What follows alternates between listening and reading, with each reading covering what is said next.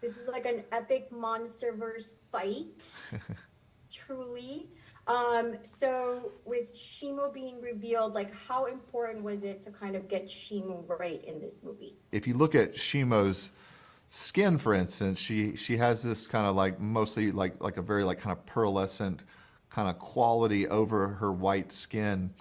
And that was one of those things where I don't think I would have thought to ask about it because it's a complicated kind of nuance, you know, like her skin has like a specific glow in certain lights, and it almost has like kind of that effect that gasoline has when light hits it. You know, it has this kind of almost rainbow effect, and so there's lots of little fun details like that, and her personality I think is really interesting too because you know on one end she's a very big intimidating monster, but I think there's a lot more complexity to her, which you learn as the movie goes, which you know I won't give away yet, but Exactly, exactly. And this was Godzilla kind of and Kong coming together hmm where, and before they were kind of enemies, so it's like a frenemy type of thing that they have going on.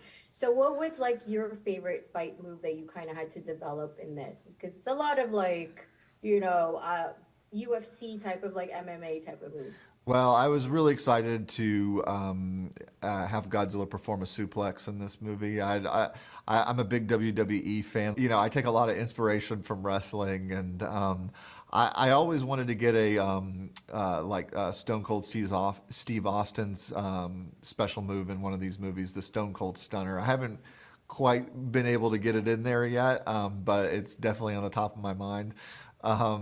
But you know, at the end of the day, when it came to this film, you know, the fight scenes were a gimme. I mean, you know that when you're doing a movie called Godzilla Kong, that you're going to have a lot of really cool big monster brawls. But the thing that really excited me the most about making this film was, you know, doing sequences with the monsters in between the fights where you get to just be in their POV and experience their reality from their perspective.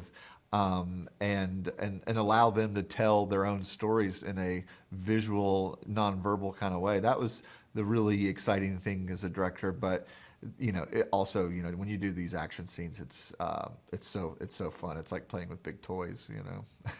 I know, exactly. Just kind of mashing them together and putting on That's fights right. and stuff. But so as far as setting goes, Florida, downtown South Beach would be a great location for a big fight, no? Yeah, I mean, you know, I think eventually, if we keep making these movies, they'll destroy every city in America eventually. So, you know, just wait.